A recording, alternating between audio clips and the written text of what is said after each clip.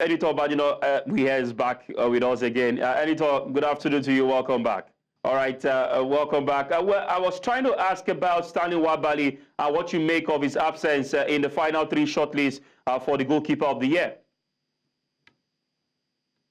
It's a bit confusing. You're left to wonder what really happened. What is the criteria that Confederation of African Football (CAF) is using to select some of these categories? Is it just it's an AFCON year? This award is coming from an AFCON year, so the AFCON has to feature permanently. A few people have questioned his club performance, and basically they hinge it on the fact that maybe because his club is not part of the top clubs in South Africa, but week in, week out, we get to see his performances, we get to see his saves, even some penalty saves in between. So I think it's a bit surprising seeing a number of goalkeepers there, knowing it's an AFCON year, and one of the top two goalkeepers at the AFCON is not making the list. It's surprising. It leaves a lot of questions. I also understand the fact that such awards as these are basically subjective by voters across the national teams, captains and coaches, and some parts of the media. So maybe they are not just taking to him, but it's surprising. All right, and of course, Chiamaka Nnadozie, which of these awards, the Player of the Year or the Goalkeeper of the Year, which one is more realistic for her to win?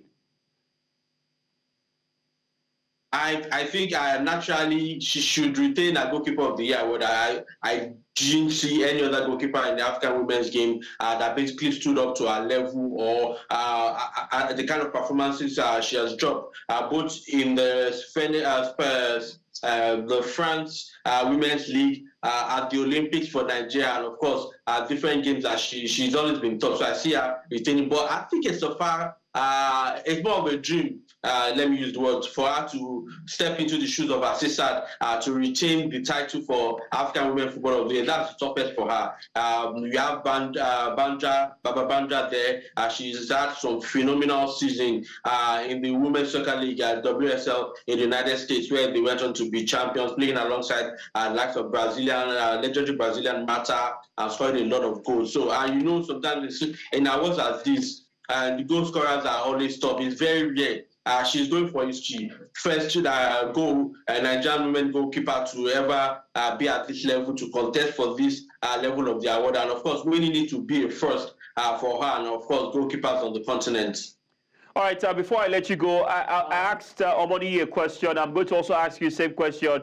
Back in the days, we always have, African players that perform at top level, and not just one of them. We have plenty of them. You look at Freddie Kanyote, Yaya Toure, Didier Drogba. I want to even go back to the past, Samuel Eto'o, amongst others, Pierre-Emerick Aubameyang. But these days, it seems like CAF is just looking at, whatever we have at the moment, who gives us a glimpse of a good performance, bring them together and compile the list. Is there a decline in players of Africa, of players from Africa, in terms of how they play for their respective countries and clubs? Looking at what we have as the nominee for the African Women Player of the Year, Babra Banda, as best as she could be, Zambia is nowhere to be found when it comes to being the top teams in African women's football. You look at also Chiamaka Nnadozie, not a good outing at the Paris Olympics.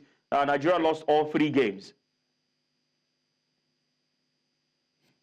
You have to also consider a bit of the parameters, and of course, like I mentioned earlier, that these awards are basically subjective in nature, because one will have to look at the Chawenga sisters over the years, what they've been able to do, and then you have to ask that what do they need to do more to get to this level. So there are some years you think you have to conclude on behalf of the organizers that maybe the criteria was their club performance, and that's why a certain player is missing out. Or in other years, you have to conclude that, because it's a major African championship year, it's because they are they were part of the top teams playing on the other African championship that necessitated one or some of the other top performers missing out. So because there are no clear objectives in terms of what goes into doing the list, at the end of the day, to be open to voting about some of the first set of lists, and you see some top performers at club level. I looked at, you mentioned a bit of the Goalkeeper of the Year for the women.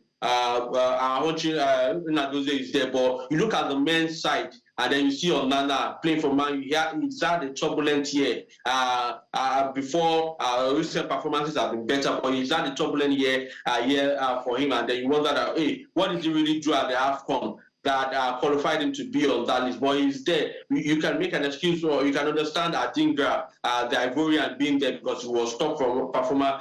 No one needs to convince you on Ademola Lookman on his performance. So you have to constantly, it's a constantly evolving thing. Of course, Rowan Williams, the South African goalkeeper, it's a constantly evolving list, and then you see what they've done this year. Instead of narrowing it down to just 3 people, they decide to leave it open into 5, making it a bit more competitive and leaving out so much room for a lot of guessing. All right.